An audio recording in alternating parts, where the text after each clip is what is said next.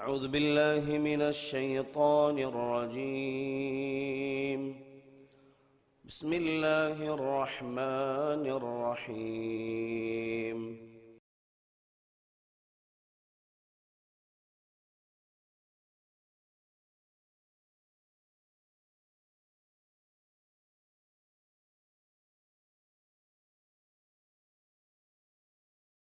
அஸ்ஸலாமு அலைக்கும் வரஹ்மத்துல்லாஹி தஆலா வபரகாத்துஹு.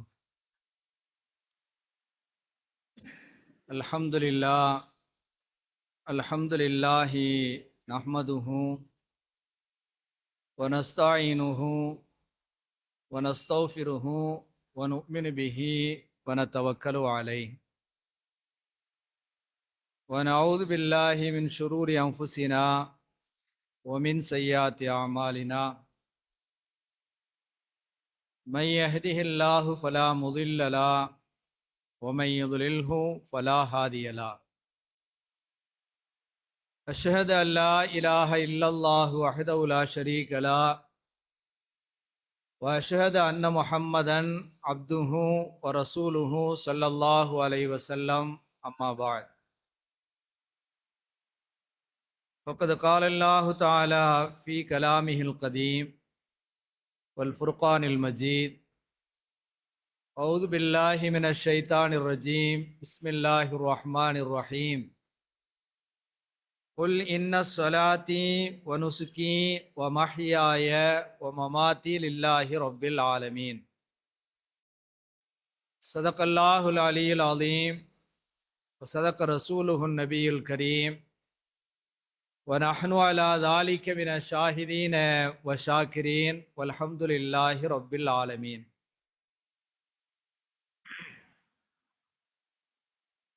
மரியாதைக்குரிய இஸ்லாமிய பெரியவர்களே, கண்ணியத்திற்குரிய எல்லாம் அல்ல அல்லாஹு ஜல்லஷானு வ தஆலாவின் நல்லடியார்களே, அன்பிற்கினிய மாணவ செல்வங்களே, ஒரு புனிதமான மாதத்தினிலே, ஒரு புனிதமான நாளையிலே, புனிதமான இடத்திலே நாம் அமர்ந்திருக்கிறோம். இந்த அருமையான ஹதீஸ் வகுப்பிலே கலந்து கொள்ளக்கூடிய உங்களுக்கும் எனக்கும் அல்லாஹ் அருள் புரிவானாக என்ற ஒரு பிரார்த்தனையை இறைவன் முன் வைத்தவனாக ஆரம்பிக்கிறேன்.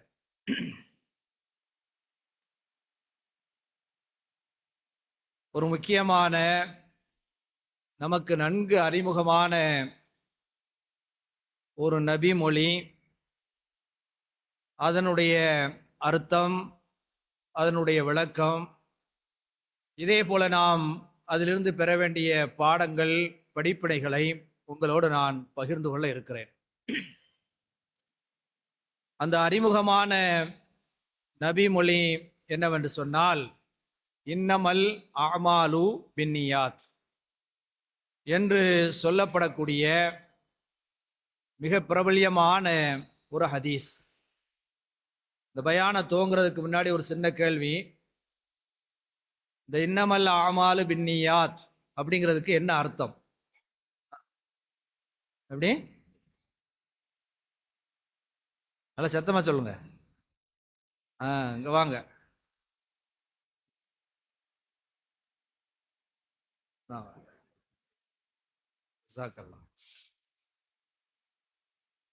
இந்த ஹதீஸினுடைய பின்னணியிலே சில செய்திகளை நம்ம பார்ப்போம்.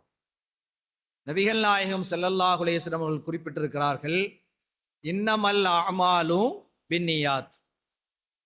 உறுதியாக நம்முடைய அமல்கள் அனைத்துமே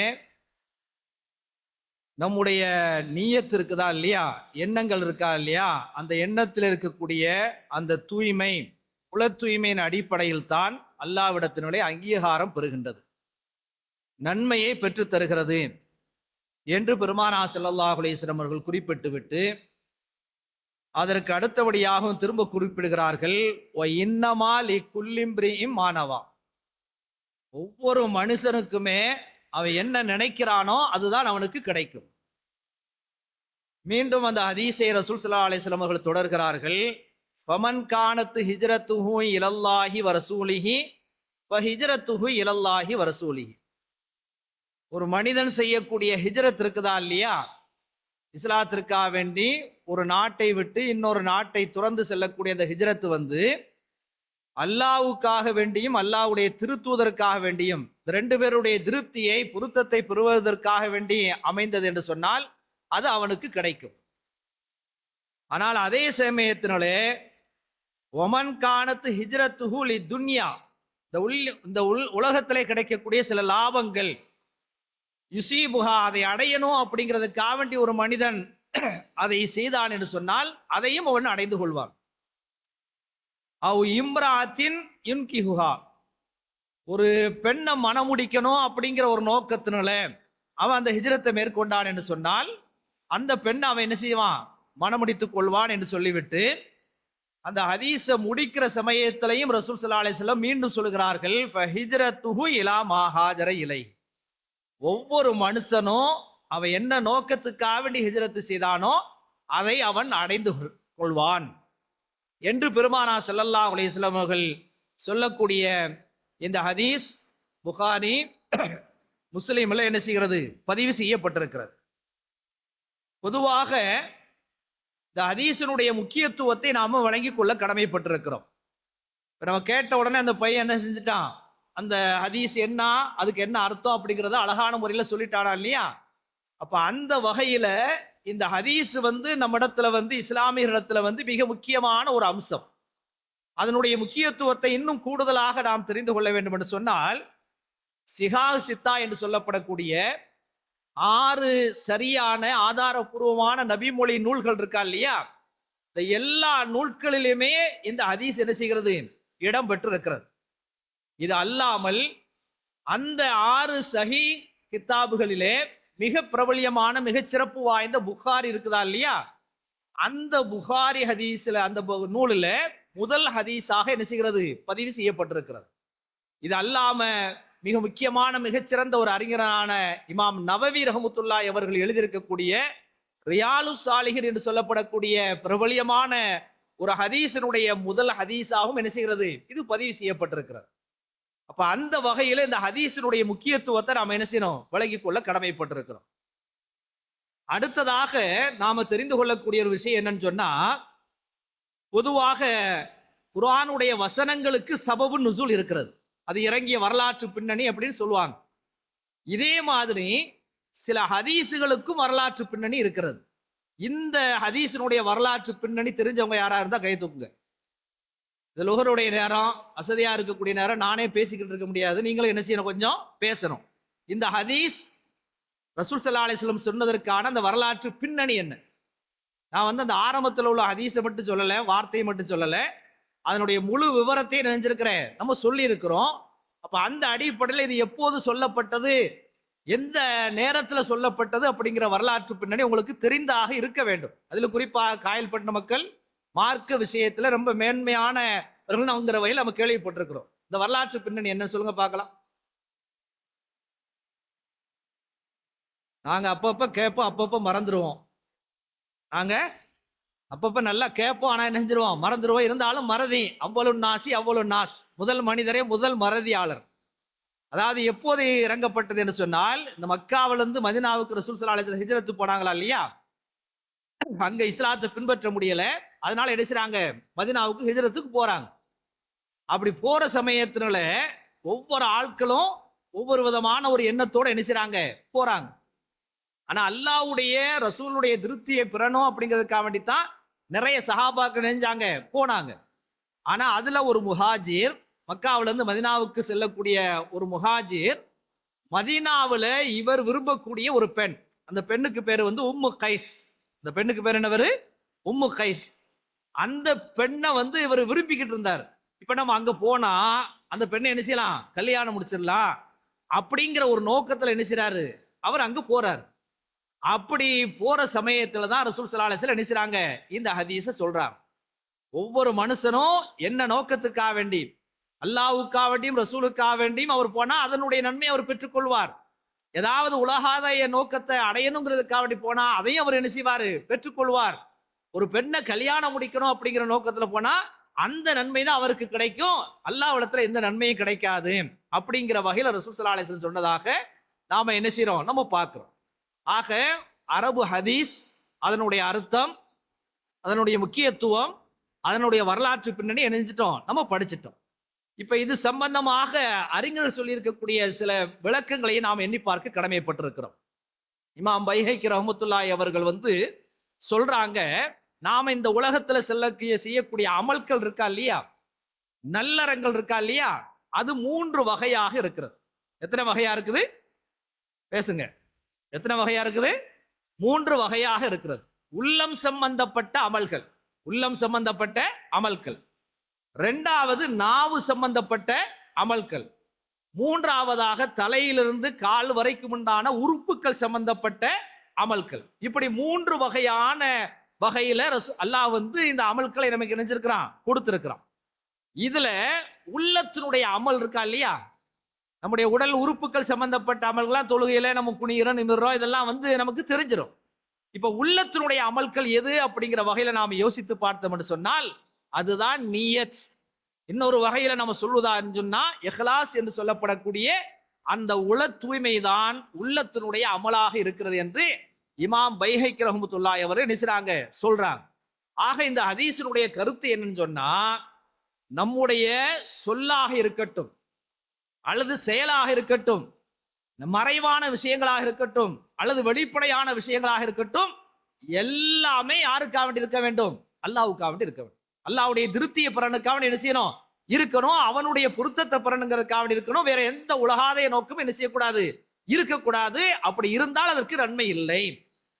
அதனால தான் ரசூல் ஸல்லல்லாஹு அலைஹி வஸல்லத்தை பார்த்து அல்லாஹ் சொல்லி காட்டுகிறான், நீங்க சொல்லுங்க, குல் நபியே நீங்கள் சொல்லுங்க, இன்ன ஸலாத்தி, நிச்சயமாக என்னுடைய தொழுகையும், வ நுசுகி, என்னுடைய மற்ற கிரியைகளும், வ மஹ்யாய, என்னுடைய வாழ்வும், வ மமாத்தி, என்னுடைய மரணமும், லில்லாஹி ரப்பில் ஆலமீன், அகில உலகங்களையும் படைத்து பரிபாலிக்கக்கூடிய அல்லாஹ்வுக்காக வேண்டி இருக்கணும் அப்படிங்கிற வகையில நபியே நீங்கள் சொல்லுங்கள் என்று ரசூல் ஸல்லல்லாஹு அலைஹி வஸல்லத்தை பார்த்து அல்லாஹ் சொல்லி காட்டுகிறான் என்று சொன்னால், இந்த இஹ்லாஸினுடைய அந்த சிறப்பை நாம் என்ன செய்ய வேண்டும், எண்ணி பார்க்க கடமைப்பட்டிருக்கிறோம்.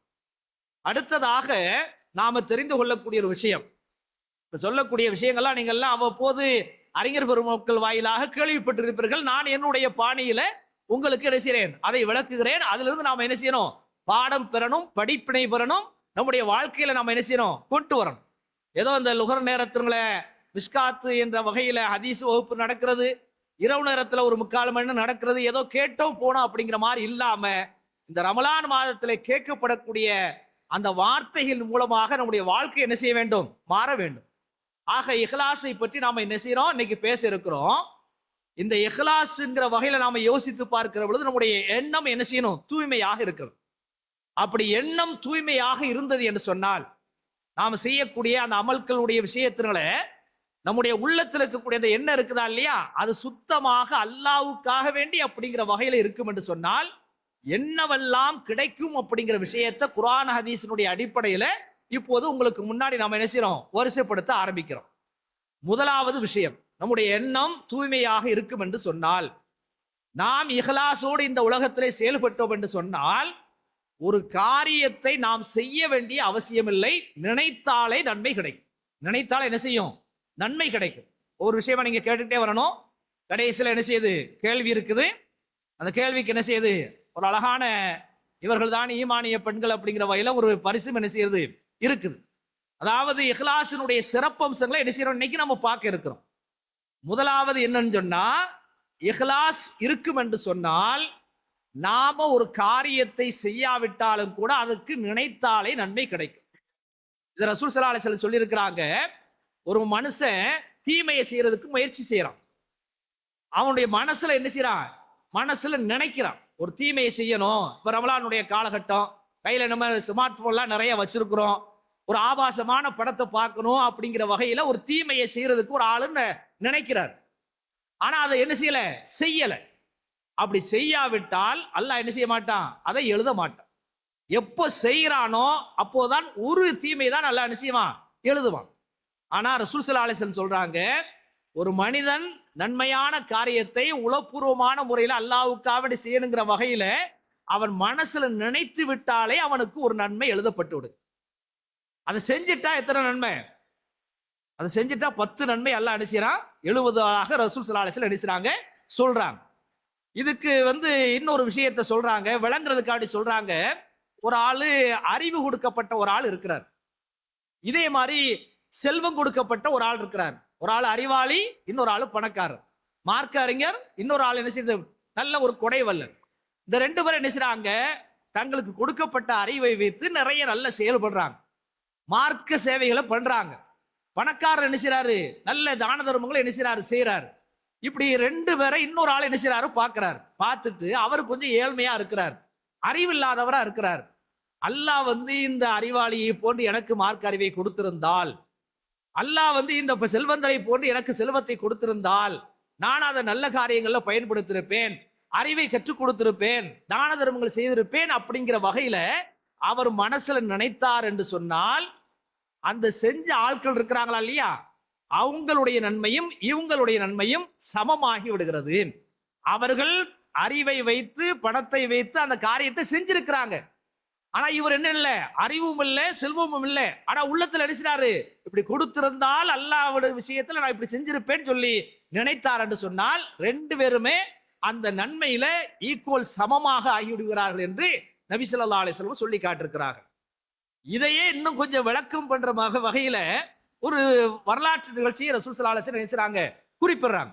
என்ன நிகழ்ச்சின்னு சொன்னா, ஒரு ஆள் முன்னொரு காலத்துல, அந்த நபியுடைய பேரெல்லாம் குறிப்பிடல ரசூல் ஸல்லல்லாஹு அலைஹி வஸல்லம், ஒரு பாலைவனத்துல போய்கிட்டு இருக்கிறார். அங்க போற சமயத்துல முன்னாடி ஒரு 3 மண் குவியல் என்ன செய்யுது, அவருடைய பார்வைக்கு வருது. அப்போ அவர் மனசுல நினைக்கிறாரு, இந்த 3 மண் குவியலும் பொன் குவியலாக மாறி எனக்கு கிடைத்தது என்று சொன்னால், நான் அதை அல்லாஹ்வுடைய பாதையில என்ன செய்வேன், தான தர்மம் செய்வேன் அப்படிங்கிற வகையில் என்ன செய்யறாரு, மனசுல நினைக்கிறார். அப்படி நினைச்ச சமயத்துல அந்த நேரத்தில் இருக்கக்கூடிய அந்த இறை தூதருக்கு அல்லாஹ் வகை அறிவிப்பு செய்கிறான். உண்மையிலேயே அந்த பொன் குவியல், அந்த மண் குவியல் பொன் குவியலமாக அவர் அல்லாஹ்வுடைய பாதையில செலவழிச்சிருந்தா என்ன நன்மை கிடைக்குமோ அந்த நன்மையை இவர் பெற்றுக்கொண்டார் என்று அந்த இறை தூதருக்கு அல்லாஹ் அறிவித்ததாக நினைச்சுகிறார்கள் ரசூல் ஸல்லல்லாஹு அலைஹி வஸல்லம் சொல்லுகிறார்கள். என்று சொன்னால், இந்த இஹ்லாஸுக்கு எவ்வளவு பெரிய ஒரு சிறப்பு இருக்கிறது அப்படிங்கிற விஷயத்தை என்ன செய்யணும், என்ன வேண்டும். இப்போது முதல் பாயிண்ட் முடிஞ்சிருச்சு. முதல் பாயிண்ட் என்ன சொல்லுங்க பார்க்கலாம். இஹ்லாஸ். இஹ்லாஸுக்கு நம்ம முதல் பாயிண்ட் என்ன சொன்னோம், ஒரு காரியத்தை நாம செய்ய வேண்டியது தேவையில்லை, உளப்பூர்வமாக மனசுல நினைச்சாலே அதுக்கு என்ன செய்யும், நன்மை கிடைக்குங்கிறது முதல் பாயிண்ட்.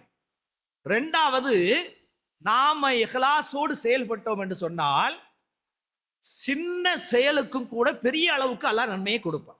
பெரிய அளவுக்கு என்ன செய்வான், அல்லாஹ் நன்மையை கொடுப்பான். பெரிய காரியம்லாம் பண்ண வேண்டிய அவசியம் இல்லை.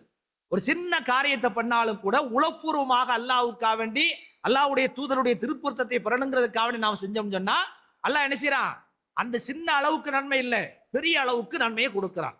அது விளக்குறாங்க ரசூல் ஸல்லல்லாஹு அலைஹி வஸல்லம்.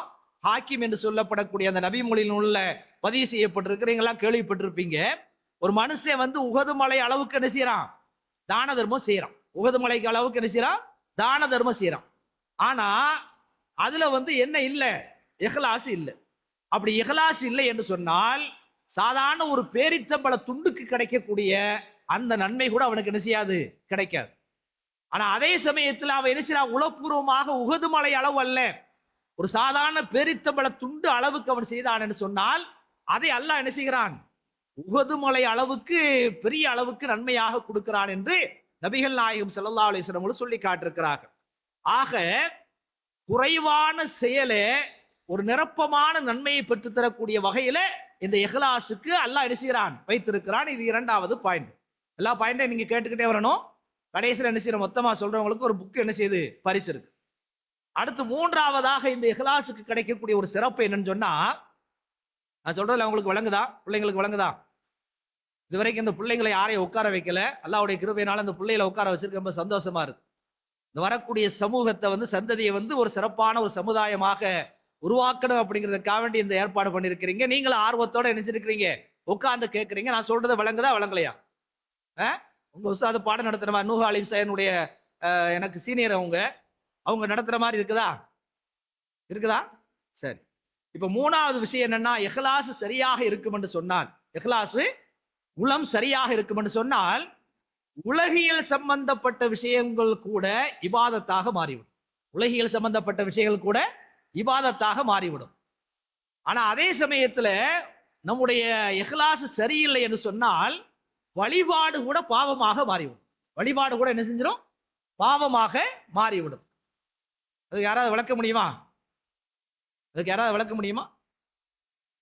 இப்போ உலகியல் சம்பந்தப்பட்டதுன்னா உண்பது, இதேவாணி உறங்குவது, உடலுறவு கொள்வது, இதெல்லாம் என்ன செய்யுது? உலகியல் சம்பந்தப்பட்ட விஷயங்கள், இபாதத்து சம்பந்தப்பட்ட விஷயங்கள் கிடையாது. ஆனா இந்த உண்பதை, உறங்குவதை, இதே போல உடலுறவு கொள்வதை, உண்பது எதற்காக வேண்டி? பசிக்காண்டி நம்ம இருக்கிறோமா இல்லையா? அப்படி இல்லாம என்னுடைய உடம்புல தாக்கத்து வந்தால் நான் அல்லாஹ்வை வழிபடுவேன், தொழுவேன் அப்படிங்கிற ஒரு நியத் மனசுல வைக்கிறார். அப்படி வச்சுக்கிட்டா உடலுறவு கொள்றாங்க. ஒரு மனைவியோட உடலுறவு கொள்ற சமயத்தினால அந்த நம்ம வேற வகையில ஜினாவுல நான் போயிடக்கூடாது, விபச்சாரத்துல போயிடக்கூடாது, அந்த வகையில இந்த உடலுறவு நான் செய்யறேன் அப்படிங்கிற வகையில அந்த எண்ணத்தை வைத்துக் கொண்டவர் சொன்னால், அந்த உடலுறவு கொள்ளக்கூடிய அம்சம் கூட இபாதத்துடைய நன்மையை பெற்றுத்தரும் என்று நபிகள் நாயகம் ஸல்லல்லாஹு அலைஹி வஸல்லம் சொல்றாங்க. ஆனா அதே சமயத்தினால ஒரு வழிபாடாக இருக்கிறது, இபாதத்து தான் நம்ம பண்றோம், தொழுகிறோம், நோன்பு வைக்கிறோம், ஹஜ் செய்யறோம், அதுல இஹ்லாஸ் இல்லை என்று சொன்னால் அதுக்கு என்ன வந்துடும்? அந்த இபாதத்துக்கு பாவம் வந்து சேர்ந்து விடும்.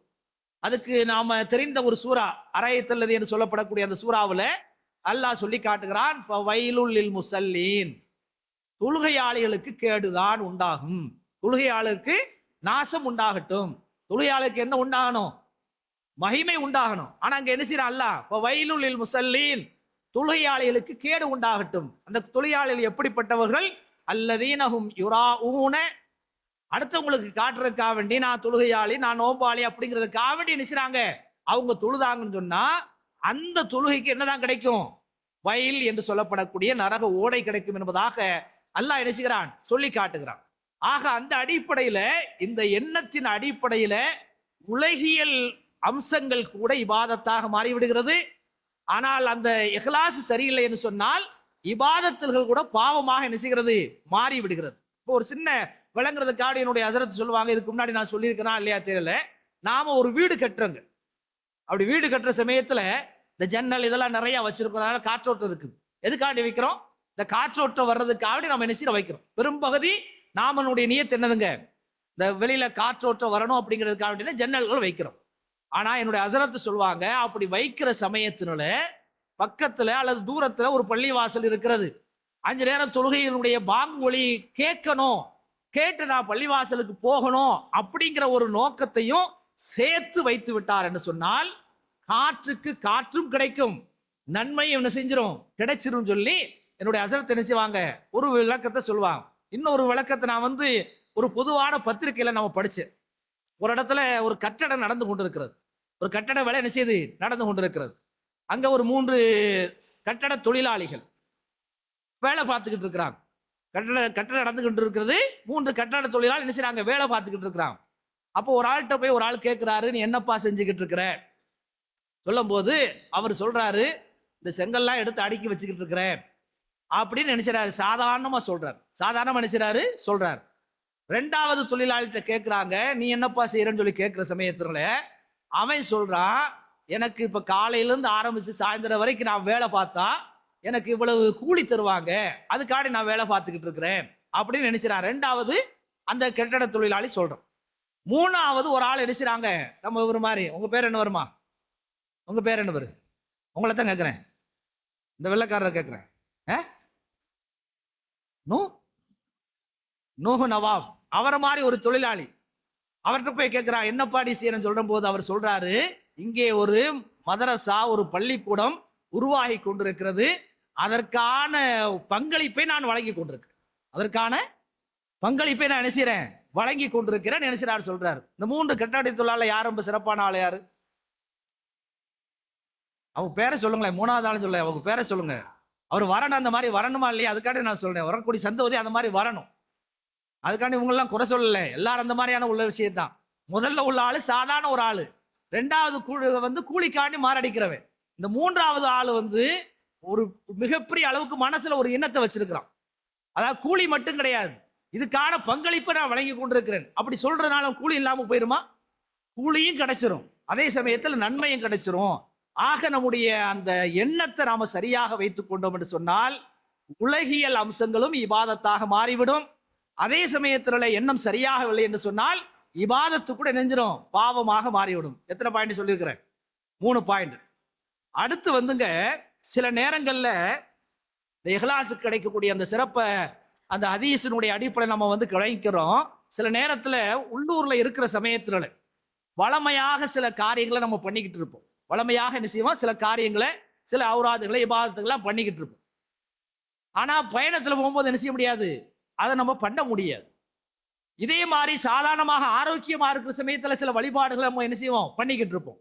நோயா இருக்கிற சமயத்துல என்ன செய்ய முடியாது? பண்ண முடியாது. ஆனா இந்த ஆரோக்கியமாக இருக்கும்போது உள்ளூர்ல இருக்கிற சமயத்துல நாம் செய்யக்கூடிய அந்த அறங்களை, அந்த இபாதத்துக்களை உளப்பூர்வமாக நாம் செய்தோம் என்று சொன்னால் நாம பயணத்துல போற சமயத்துல அந்த விஷயங்களை விட்டாலும் கூட அந்த நன்மை நமக்கு என்ன செஞ்சிருமா? கிடைத்து விடும்.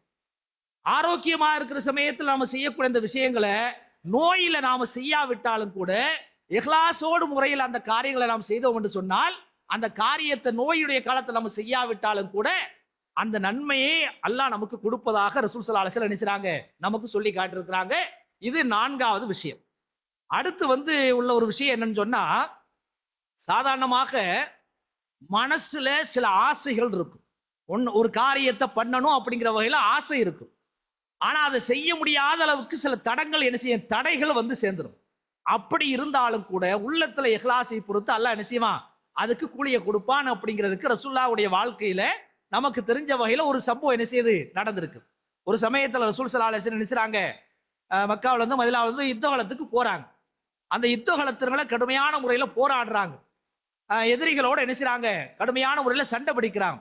இந்த சண்டை பிடிச்சு முடிஞ்சதுக்கு பின்னாடி சஹாபாக்களை பார்த்து சொல்றாங்க, தோழர்களே, நாங்க இங்க வந்து இவ்வளவு தூரம் பயணப்பட்டு அந்த எதிரிகளோட சண்டை போட்டு அவங்களுடைய அந்த அம்புகளுக்கும் ஈட்டிகளுக்கும் ஆளாகி ரத்த கரையெல்லாம் பட்டு நாம இங்க உட்கார்ந்துகிட்டு இருக்கிறோம்.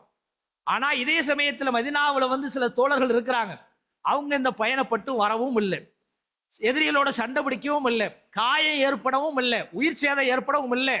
ஆனா நமக்கு என்ன நன்மை கிடைக்குமோ அதே நன்மை அவர்கள் பெற்றுக் கொள்கிறார்கள் என்று ரசூல் ஸல்லல்லாஹு அலைஹி வஸல்லம் நினைச்சாங்க, சொல்றாங்க. இப்ப வந்திருந்த தோழர்களுக்கு கோவமா வராதா? நம்ம இவ்வளவு தூரம் பயணப்பட்டு வந்திருக்கிறோம், சண்டை பிடிச்சிருக்கிறோம், காயம் பட்டிருக்கிறோம், அங்க சும்மா உட்கார்ந்து இருக்கக்கூடிய ஆளுகள் என்ன செய்யுது? நன்மை இருப்பதாக ரசூலுல்லாஹ் சொல்றாங்களே அப்படின்னு சொல்லி எப்படி யார சொல்லலாம்னு சொல்லி கேட்கிற சமயத்துல உண்மையில அவங்க வரல. ஆனா அவங்களுடைய உள்ள பூரா என்ன செஞ்சு? இந்த போர்ல நம்ம கணக்கலையே, இந்த போர்ல போய் நம்ம ஈடுபடலையே, பயணப்படலையே, காயப்படலையே, நம்முடைய வந்து எந்த விதமான ஆபத்துக்கு உள்ளாகலையே அப்படிங்கிற பரிதவிப்போட அங்க உட்கார்ந்து இருக்கிறாங்க. அந்த பரிதவிப்புக்கு அல்லாஹ் என்ன செய்றான்? இந்த கூலியை கொடுத்துறான், நமக்கு கொடுக்கக்கூடிய அந்த நன்மையை கொடுத்து விடுகிறான் என்று நபிகள் நாயகம் ஸல்லல்லாஹு அலைஹி வஸல்லம் சொன்னதாக நினைக்கிறோம், நம்ம பார்க்கிறோம். ஆக அந்த அடிப்படையிலையும் ஒரு சிறப்பு என்ன செய்யுது? இருக்குது. எத்தனை சிறப்பு சொல்லி இருக்கிறோம்? 5. வரிசையா சொல்லிடுவீங்களா? கடைசியில வரிசையா சொல்லிடுவீங்களா? எப்பயுமே என்ன செய்யணும்? கையில வந்து ஒரு நோட்டு, ஒரு பேனா வைக்கணும். பெரிய பெரிய அறிஞர்கள் என்ன செய்வாங்கன்னு சொன்னா, படிக்கக்கூடிய மாணவர்கள் எப்பயுமே ஒரு நோட்டு பேனாவோட என்ன செய்யணும்? இருக்கணும். ஒரு விவசாயி போறான்னு சொன்னா கையில மம்பட்டி இதெல்லாம் என்ன செய்வான்? கொண்டு போவான். ஒரு தச்சன் சொன்னா அதுக்கான ஆயுதங்களை என்ன செய்வான்? கொண்டு போவான். நாம யாரு? அறிவை தேடக்கூடிய மாணவர்கள். எப்பயுமே என்ன செய்யணும்? ஒரு பேனா, பென்சில் என்ன செய்யணும்? நோட் என்ன செய்யணும்? வச்சுக்கணும். அப்பப்போ என்ன செய்யணும்? குறிப்பெடுத்துக்கிறோம். இப்ப 6வது அம்சம் என்னன்னு சொன்னா, இஹ்லாஸ் சரியாக இருக்கும் என்று சொன்னால் செயல்ல தவறு இருந்தாலும் கூட அல்லாஹ் என்ன செய்வான்? நன்மையை கொடுத்துரும். நம்முடைய உள்ளத்துல இது அல்லாஹ்வுக்கா வேண்டி, ரசூலுல்லாஹ்வுக்கா வேண்டி அப்படிங்கிற வகையில அந்த எண்ணம் இஹ்லாஸ் இருக்கும் என்று சொன்னால் நாம செய்யக்கூடிய அந்த செயல்ல தவறு இருந்தாலும் கூட அல்லாஹ் என்ன செய்வான்? நன்மையை கொடுத்து விடுவான். இதுக்கு ரசூலுல்லாஹ்வுடைய வாழ்க்கையில ஒரு சம்பவம் நடந்திருக்கிறது. யஸீத் என்று சொல்லப்படக்கூடிய ஒரு தந்தை, அவர் என்ன செய்யறாருன்னு சொன்னா, இந்த பணங்காசுகளை எடுத்துட்டு இது போன்ற ரமலானுடைய மாதத்துல ஏதோ ஒரு நேரத்துல பள்ளிவாசலுக்கு வர்றாரு. அங்க வந்து என்ன செய்றாரு? இந்த தர்ம பொருட்களை என்ன செய்றாரு? வச்சுட்டு போயிடுறாரு. அவங்களா சாப்பிட்டுக்கிறேன்னு சொல்லி என்ன செய்றாரு? வச்சுட்டு போறாரு. இப்ப அந்த நேரத்துல இந்த யஸீதுடைய மகன் இருக்கிறாரா இல்லையா, அவர் தொழுதுட்டு வெளியே வர்ற சமயத்துல பார்த்தா அங்க என்ன செய்யுது? இருக்குது. அவர் எடுத்து என்ன செய்றாரு? தவறுதலா எடுத்துடுறாரு. எடுத்த விஷயம் எடுத்து சாப்பிட்டுறாரு. இப்ப இந்த நிலையில வீட்டுக்கு போற சமயத்தினால தந்தை தான் இதை வைத்திருக்கிறார் அப்படிங்கிற விஷயம் என்ன செய்யுது, தெரிய வருது.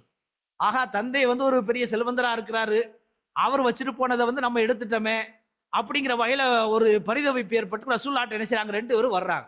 அப்படி வர்ற சமயத்துல ரசூல்லா சொல்றாங்க, தந்தையை பார்த்து சொல்றாங்க, உங்களுக்கு தர்மம் கொடுத்ததற்கான நன்மை உங்களுக்கு உண்டு. அதே சமயத்தினால இந்த பொருளை நீங்க எடுத்துட்டீங்களா இல்லையா, இது உங்களுக்கு ஆனது, அதுல ஒன்றும் பிரச்சனை கிடையாது அப்படின்னு சொல்லி இஹ்லாஸ் சரியாக இருக்கிற சமயத்தினால அந்த செயல்ல தவறு இருந்தாலும் கூட அதுக்கு நன்மை கிடைக்கும் என்பதாக ரசூல் ஸல்லல்லாஹு அலைஹி வஸல்லம் நினைச்சாங்க, விளக்கம் கொடுக்கிறார். அதுக்கு அடுத்தபடியாக உள்ள ஒரு விஷயம், மிக முக்கியமான ஒரு அம்சம் என்னன்னு சொன்னா, இந்த இஹ்லாஸ் நம்முடைய வாழ்க்கையில இருக்கிற சமயத்தினால சமூக வாழ்வு இருக்குதா இல்லையா, நாம அல்லாஹ்வுக்காண்டி தான் பண்றோம், அல்லாஹ்வுடைய திருப்திக்காண்டி தான் பண்றோம்.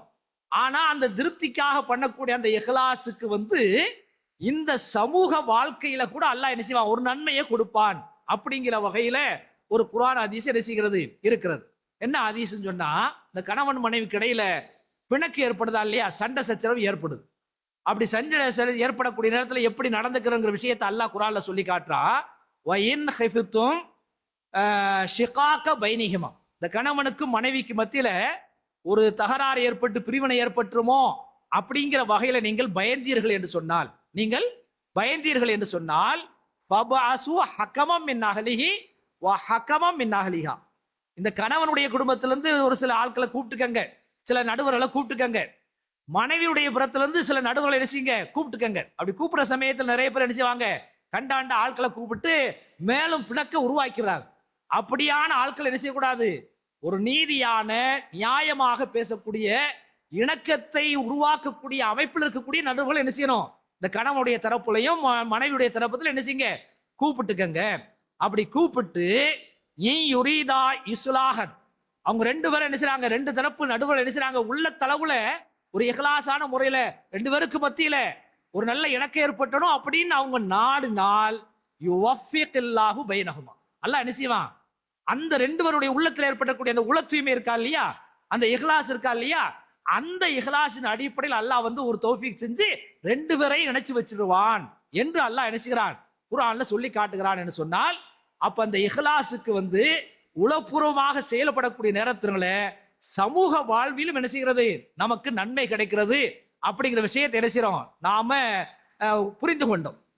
ஆனால் அதே சமயத்தினால நாம செய்யக்கூடிய விஷயத்துல நல்லெண்ணம் இஹ்லாஸ் இல்லை என்று சொன்னால் அதுல ஒரு பெரிய அளவுக்கு பாரதூரமான ஒரு விஷயம் வரும். என்ன விஷயம் சொன்னா, இப்போ ஒரு ஆள்கிட்ட கடை வாங்குறோம், அப்படி கடை வாங்குற சமயத்தினால திருப்பி தரணும் அப்படிங்கிற வகையில நம்ம கடை வாங்கினோம்னு சொன்னா அப்படித்தான் வாங்கணும். ஆனா வாங்குற சமயத்தினாலேயே ஒரு மனிதன் இந்த கடனை திருப்பி கொடுக்க கூடாது அப்படின்னு சொல்லி மனசுல நினைத்தான் என்று சொன்னால் அவனை ரசூல் ஸல்லல்லாஹு அலைஹி வஸல்லம் சாரிக், திருட்டு பயல், திருடன் என்பதாக ரசூல் ஸல்லல்லாஹு அலைஹி வஸல்லம் நினைச்சாங்க, சொல்றாங்க. அதே மாதிரி இந்த கல்யாணம் முடிக்கிற சமயத்துல மகர் கொடுக்கணும். ஆனா அந்த கல்யாணம் முடிக்கிற சமயத்துல நான் மகர் கொடுக்க மாட்டேன், கல்யாணம் முடிச்சதுக்கு பின்னாடி மகர் கொடுக்க மாட்டேன் அப்படிங்கிற நிலையில ஒருத்தன் கல்யாணம் முடித்தான் என்று சொன்னால் அவன் ஜானி, விபச்சாரகன் என்பதாக பெருமானா ஸல்லல்லாஹு அலைஹி வஸல்லம் நினைச்சாங்க, சொல்லி காட்டியிருக்கிறாங்க. ஆக அந்த அடிப்படையில் இஹ்லாஸினுடைய ஒரு பல சிறப்புகளை நினைச்சிருக்கிறோம், நம்ம படிச்சிருக்கிறோம். இதே போல பல அதில் இல்லாமல் இட்டால் ஏற்படக்கூடிய அந்த தீமைகளை நினைச்சிருக்கிறோம், இன்றைய அந்த வகுப்புல நாம் நினைச்சிருக்கிறோம், படிச்சிருக்கிறோம். இது அல்லாம இஹ்லாஸினுடைய பயன்பாடுகள் இருக்கிறது. அந்த இஹ்லாஸ் உருவாவதற்கு நாம என்ன செய்யணும், அதுக்கான அமைப்புல சில விஷயங்கள் இருக்கிறது. உண்மையிலேயே இதெல்லாம் கேட்டு முடிச்சதுக்கு பின்னாடி ஒரு மனுஷனுடைய வாழ்க்கையில இஹ்லாஸ் ஏற்பட்டதற்கான சில அடையாளங்களையும் ரசூல் ஸல்லல்லாஹு அலைஹி வஸல்லம் இருக்கிறாங்க, சொல்லி இருக்கிறாங்க. அதை இன்ஷா அல்லாஹ் நாளைய அந்த வகுப்புல என்ன செய்வோம், நாம பார்ப்போம். நாம எதை கேட்டோமோ எதை சொன்னோமோ அதன்படி நடப்பதற்குண்டான தௌஃபீக்கை எல்லாம் அல்ல அல்லாஹ் ஜல்ல ஷானஹு வ தஆலா நம் அனைவர்களுக்கும் தந்தல் புரிவானாக. இப்ப அந்த இஹ்லாஸுடைய சிறப்பை எத்தனை சிறப்பு சொல்லியிருக்கிறோம், 6 சிறப்பு வரிசையை 6 சொல்லலாமா? கேட்ட விஷயம் என்ன செய்யணும், மனசுல தங்கணும். சுருக்கமா சொன்னா போதும், அஜரத் மாதிரி விளக்கமால சொல்ல தேவையில்லை. உங்க தான் எப்பயுமே தயாரா இருப்பாங்க, காக்கா தான் எப்பயுமே ரெடியா இருப்பாங்க. சொல்லுங்க. சொல்லுங்க.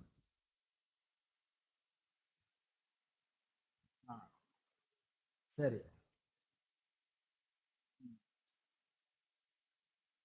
வச்சுக்கலாம். சரி.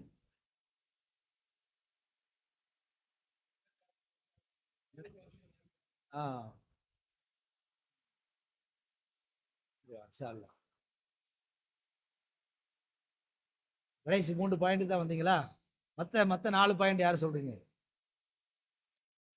காக்கா குறிப்படுத்தீங்க. காக்கா நீங்க குறிப்படுத்தீங்கள, நீங்க குறிப்படுத்த மாதிரி தெரிஞ்சே பிள்ளைகளுக்கா? சரி.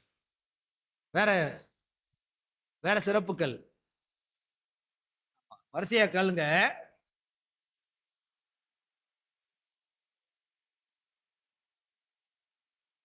இப்போ ஓரளவுக்கு சொன்னதுனால அவங்களுக்கு பரிசு கொடுத்துருவோம் இன்ஷா அல்லாஹ். வாங்கி குடியா.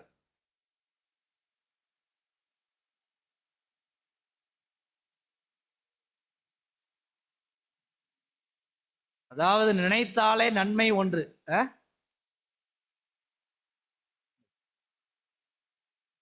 முதலாவது விஷயம் வந்து நாம நினைச்சாலே என்ன செய்யும், நன்மை கிடைக்குங்கிறது முதல் அம்சம். ரெண்டாவது, சிறிய செயலுக்கும் என்ன செய்யுது, பெரிய நன்மை இருக்கும் இஹ்லாஸ் இருந்தது என்று சொன்னால். இதே மாதிரி உலகியல் இபாதத்தாக இருந்தாலும் கூட இஹ்லாஸ் சரியாக இருக்கும் என்று சொன்னால் அது வழிபாட்டுடைய நன்மை என்ன செய்யும், நமக்கு கிடைக்கும். அடுத்து ஒரு காரியத்தை உள்ளூர்ல அதே மாதிரி வந்து ஆரோக்கியமா இருக்கிற சமயத்துல செஞ்சாலும் கூட அது இல்லாத பயணத்துல இருந்தாலும் அதனுடைய நன்மை என்ன செய்யும், நமக்கு கிடைக்கும்.